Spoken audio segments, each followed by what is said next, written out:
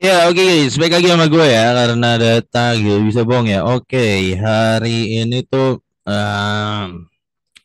Rabu 8 Mei 2024 ya John. IHSG tuh hari ini ya turun 0,4 ya. Dari awal pagi udah turun, nggak masalah. Oke, sekarang gue pengen bahas berita yang sedang mengheboh-hebohkan, ya, menghebohkan terlalu dahsyat ya. Hari ini gue di video ini bahas langsung dua ya, BTBA dan Antam ya. Hari ini gue langsung bahas ya. Di mana udah fix ya, PTBA bagi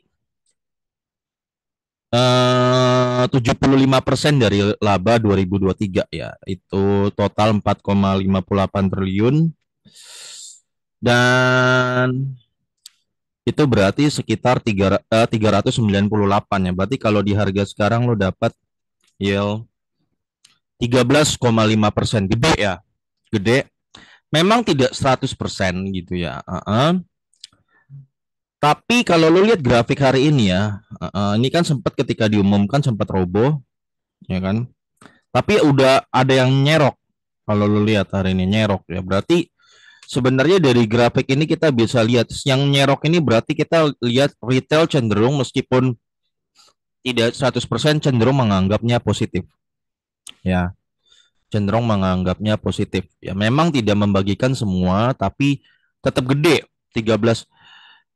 Ya memang sebenarnya gue cukup bertanya-tanya ya kenapa sih ada orang yang seneng banget kalau dia bagi dividen gede dia naik beli, tapi kalau lagi bagi dividen tidak sesuai ekspektasinya dia entah ini cut loss atau dia TP di bawah gitu gue nggak ngerti. Tapi dia jual orang-orang ini ya. Nggak tekniknya ini apa, dia teknik investasinya gimana, gue juga nggak begitu paham apa mereka scalper atau gimana gitu ya. Tapi yield 13,5% itu something ya. Itu udah bener-bener keren ya.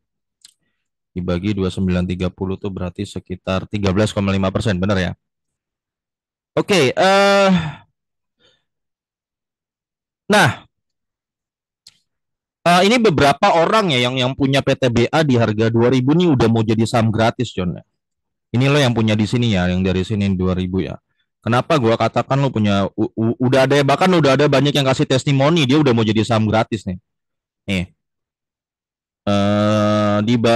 dia udah kan dari kemarin kan dapat 687 tambah 1000 kan 1091 tambah 687 berapa?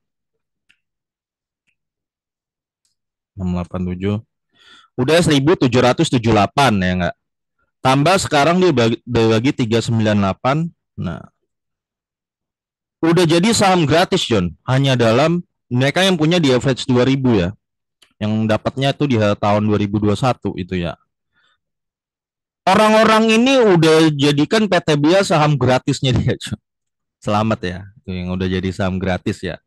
Iya dong, dia average 2000.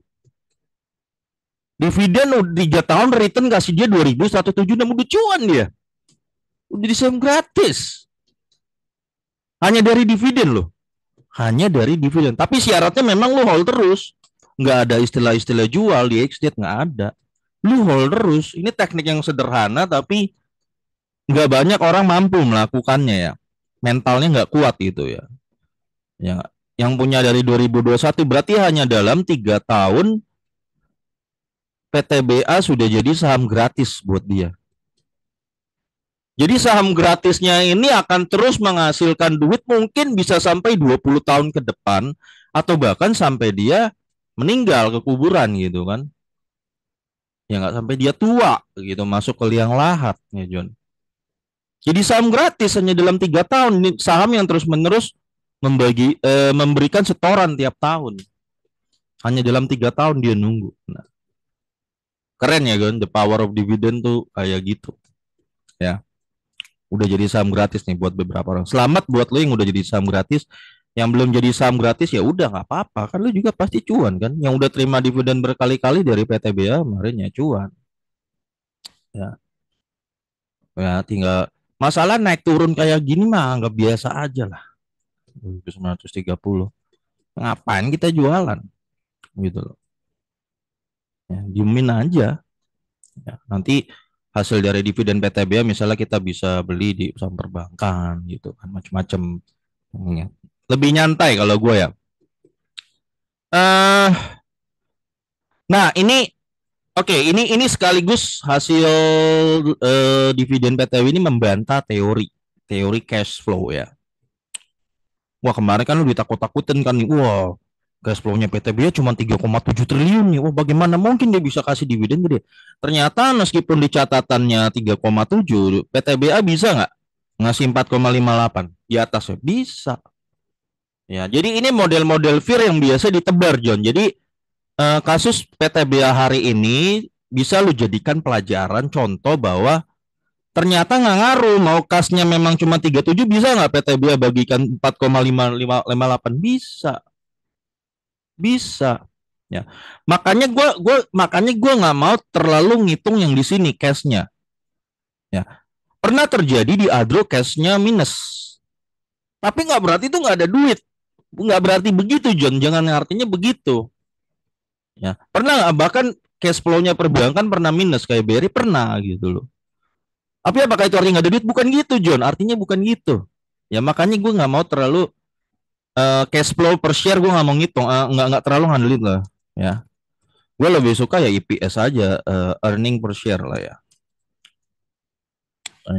Tapi kan ada orang yang bilang katanya kalau lebih suka di sini ya ada, memang ada. Tapi argumentasi gue, kenapa gue nggak mau pakai ini? Ya karena datanya bias, bisa bias memang. Cash flow per share ini bisa bias menurut gua. Ya contoh biasa gimana yang tadi. Ini kan juga dia kan di catatan keuangan Q1 2024 cuma punya 3,7 T, tapi bisa nggak dia bagi 4,58? Ternyata bisa. Bisa. Ya udah berapa kali kasus Adro pernah minus, ternyata dia minus nggak? Enggak, ternyata. Nggak ada duitnya, ada duitnya buat bagi dividen. Adro pernah, BRI juga pernah kayak gitu juga kan. Makanya gua nggak mau patokan di sini. Ya, nah ini sekaligus supaya lo tahu kalau suatu ya ini sering dijadikan fear John ya fear wah ini kayak kemarin kan fear gitu kan wah PTB kasih cuma 3,7 tuh wah mana bisa bagi 6,1 triliun gitu kan wah nggak bisa bagi duit wah berarti DPR cuma 50% wah siap-siap cut loss gini gini gini nah, itu fearnya biasa ya. Oke untuk PTBA menurut gue ini udah keren ya dan kalau lo lihat dari perilaku retail hari ini cenderung ditanggapi positif karena masih naik 1,74%. Sempat retail banyak yang cut loss di sini, entah cut loss atau apa, tapi udah ditangkap lagi sama orang. Karena kalau dia yang nangkap di 2.900 ini ya John ya. 2.900 dia nangkepnya itu yieldnya lebih gede lah yang ya 13,7 lah, lebih gede hari ini real ya. Nah, oke. Kalau tahun lalu kan 1.000, kalau tahun lalu gede banget memang ya Jonnya. Itu tuh kalau di harga sekarang kan dia kan tahun lalu bagi 1.094 ya. Di harga sekarang itu yieldnya 37% ya. Tahun lalu itu makanya fear-nya gede banget ya. Fear-nya gede banget 37% tahun lalu. Tahun ini mungkin fear-nya tidak segede tahun kemarin gitu ya. Tapi tetap aja ada fear.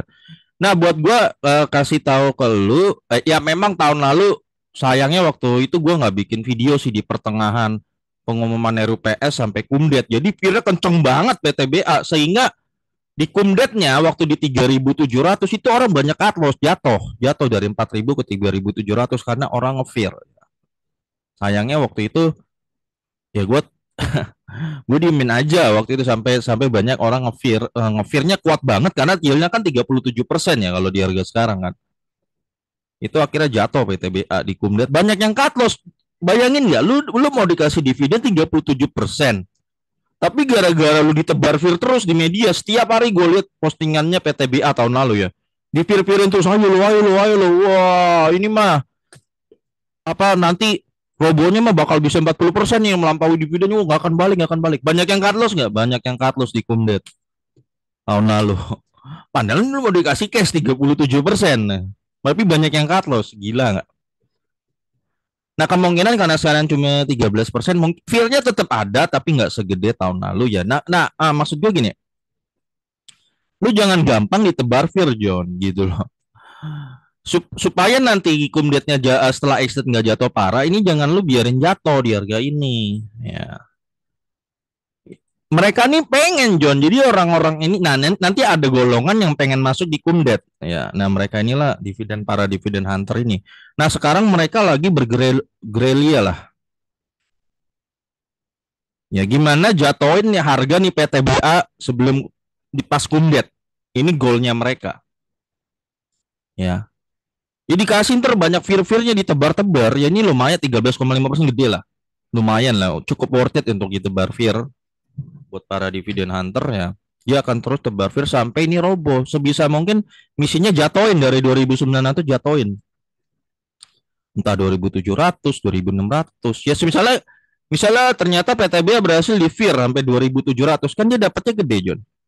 Kalau dia ngambilnya 2700 kan dia bisa dapat lebih gede 14,7 betul nggak dapat lebih gede nah, jadi kalau selama lu nggak cut loss nggak ngikutin ya mengikutin mainnya ya aman harusnya gitu loh ya 398 oke terus apa lagi ya lihat ke depan ya memang sih katanya kan laporan keuangan Q1-nya kan jatuh tapi gini John gue baca-baca dari orang yang dari akuntansi ya anak akuntansi itu biasa kadang-kadang ada laporan ini kan contoh ya PTBA kan lagi ya ini kan katanya jatuh kan di sini 69 katanya memang ada beberapa misalnya perlu data-data lah yang nggak bisa dimasukkan di bulan ini jadi nanti dimasukkan di bulan depan jadi kemungkinan bulan depan bisa meledak bisa aja ini pernah terjadi nggak nih pernah kan PTBA kan jeblok atau 87 kan tahu-tahu tahun depannya naik 202 nah bisa dibegitukan ya jadi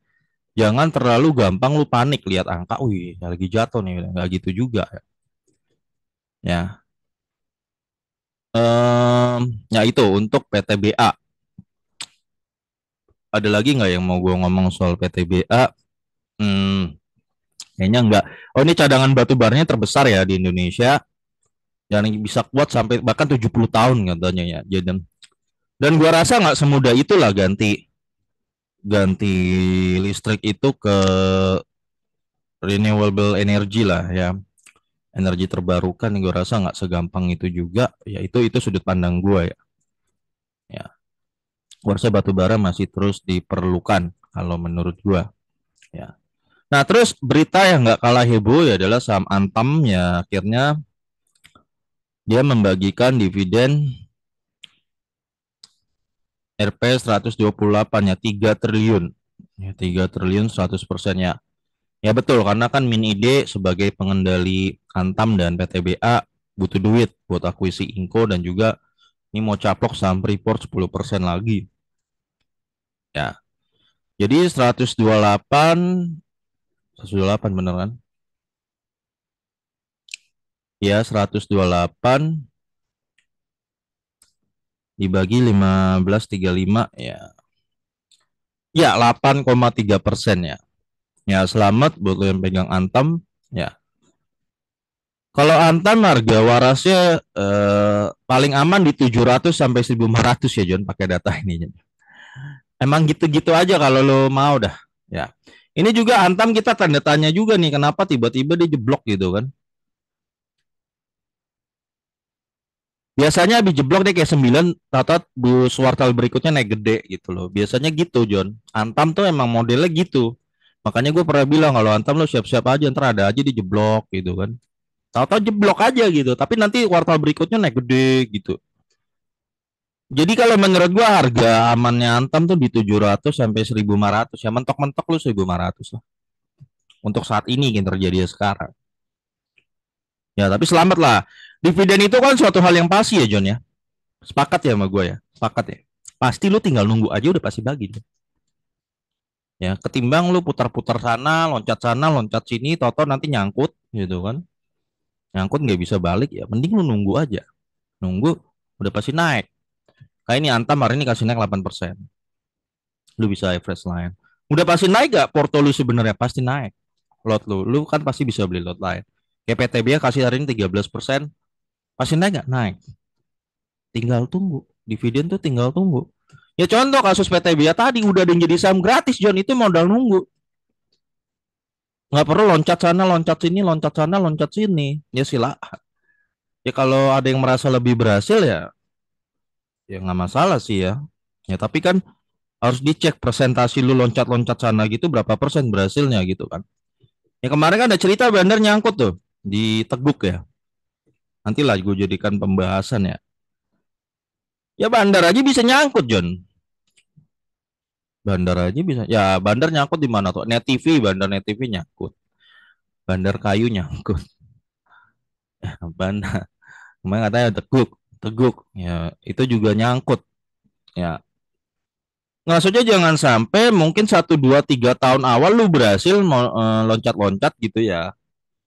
Atau ada di satu momen di suatu tahun berapa lu kehilangan semuanya hanya karena lu nyangkut. Betul, bisa terjadi kayak gitu karena kan lu mainnya di hal-hal beresiko, hal-hal yang beresiko. Percuma lu jadi kayak balik di awal lagi gitu loh. Ya, gue juga pernah ketemu kemarin baca ya postingan orang di Stockbit ya. Awalnya 2 tahun dia main gitu loncat-loncat gitu kan, loncat-loncat. Ya. Tapi di tahun keberapa dia tiga, dia lossnya melampaui cuannya di tahun pertama kedua. Ya akhirnya dia kan merasa kan 3 tahun ini gue sia-sia gitu. Akhirnya setelah dia udah kena mental, akhirnya kalau udah kena mental gitu, ya akhirnya dia mulai yang nyantai dividen investing. Ya lebih ya karena dihitung-hitung sama aja John. Ternyata malah lebih gede orang yang pelan-pelan naiknya. Per tahun udah pasti nih. Misalnya lo ambil 10% dari dividen ya.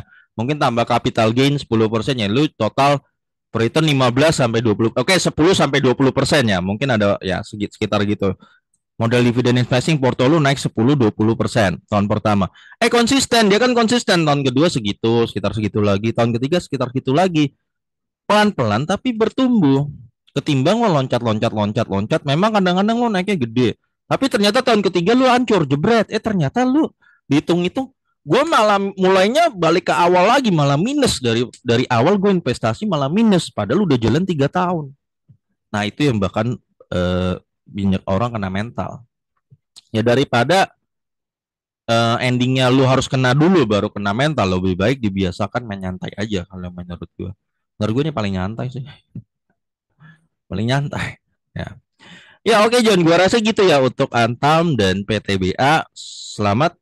Ya, fair itu biasa. Oh ya nanti biasa dividen trap itu sesuai jumlah dividennya.